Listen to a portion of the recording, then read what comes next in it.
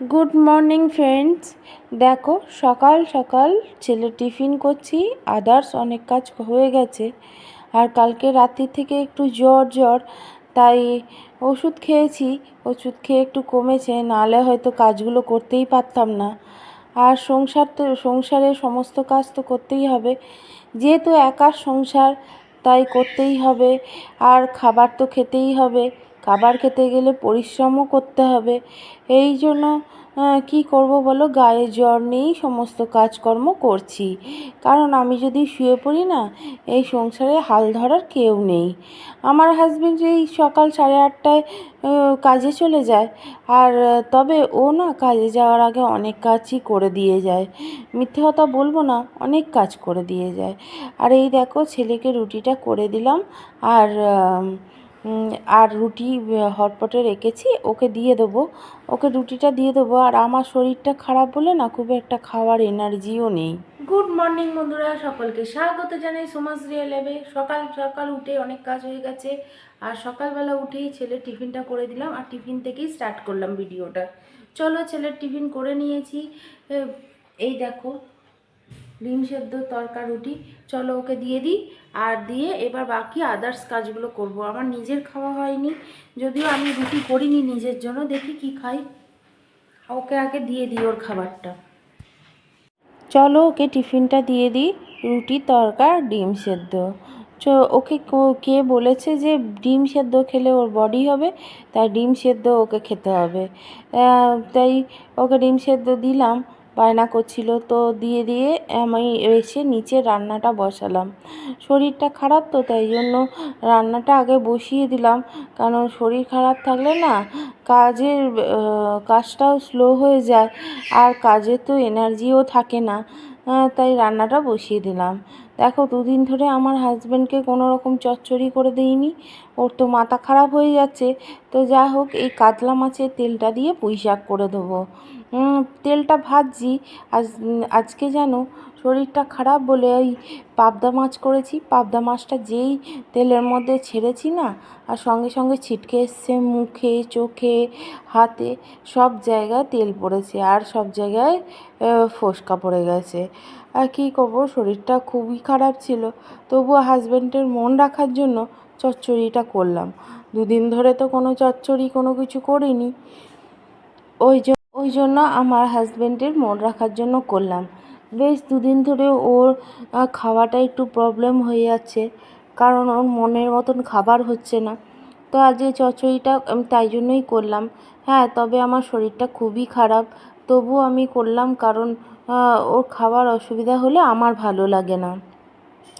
চলো মাছের তেল চচ্চড়িটা না কিছু মশলা দিইনি জানো, একটু পেঁয়াজ, পাঁচফোড়ন আর একটু রসুন থেতো করে দিয়েছি, ব্যাস। আর কিচ্ছু দিইনি, কিন্তু চচ্চড়িটাতে জল দিইনি। আর খুব সুন্দর হয়েছিল জানো, পুঁই শাকের চচ্চড়িটা খুব ভালো লাগছিল খেতে। এত ভালো লাগছিল। চলো রান্না টুকটুক করে সমস্ত কাজ করে ফেলছি। আর শরীরে না খুব খারাপ লাগা আছে।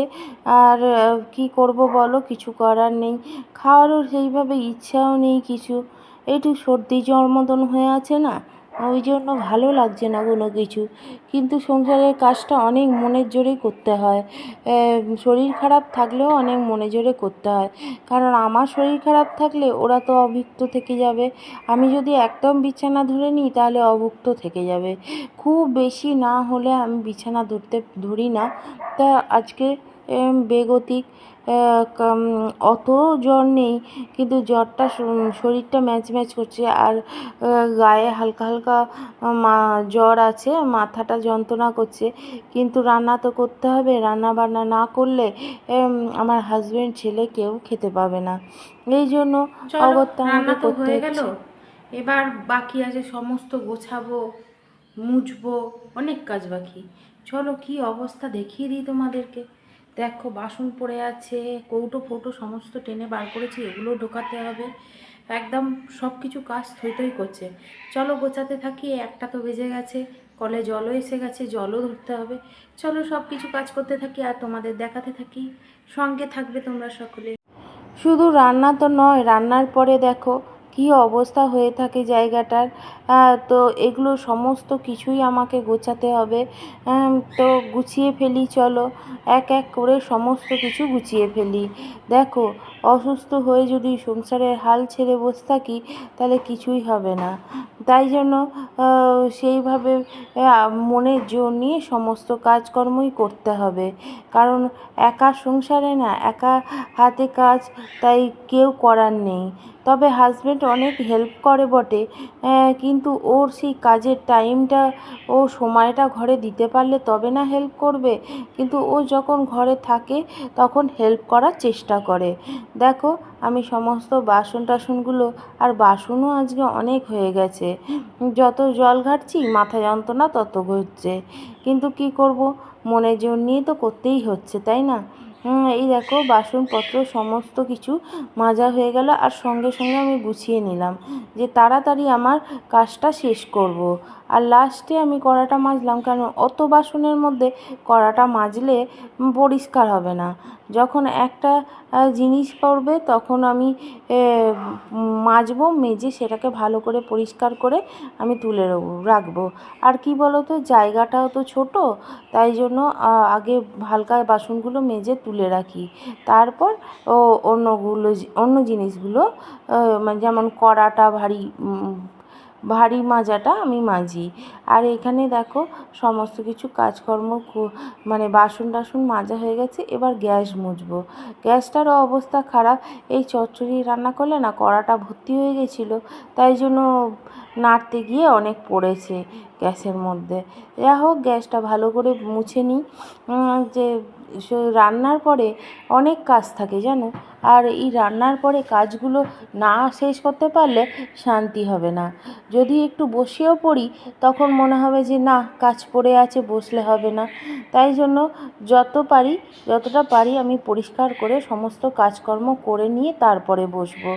আর জানো তো, যদি বসে পড়ি, একবার যদি বসে পড়ি যে শরীর ভালো লাগছে না, আমি বসে পড়লাম, আর তখন আর কাজ করতে ইচ্ছা করবে না।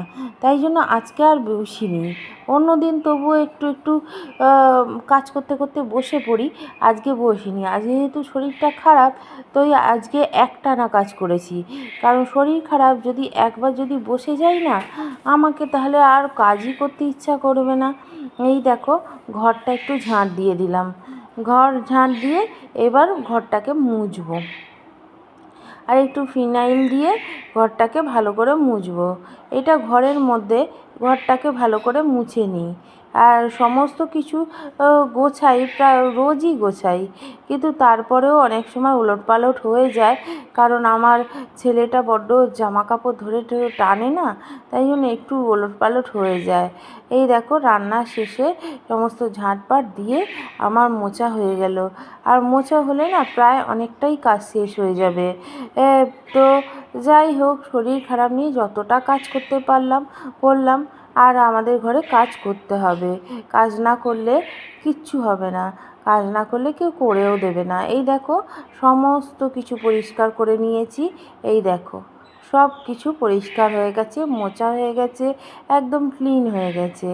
চলো, এই যে বিড়ালটাকে দেখছো না, ওকে খেতে দেওয়া হয়, তাই জন্য ওখানে বসে আছে। এখনও তো আমাদের খাওয়া হয়নি। বন্ধুরা, এখন সন্ধ্যেবেলা, এখন একটু খেতে বসেছি, কারণ দুপুরবেলা একদম খাওয়া দাওয়া করিনি, ভাত টাত। আর কারণ একটু সর্দি জ্বর মতন হয়েছে, তো রাত্রিরে খুব জ্বর এসেছিলো, প্যারাসিটামল খেয়ে কমেছে। তো এখন এই খেতে বসেছি। ভাত পড়ে রয়েছে, ভাত খেতে ইচ্ছা করলো না।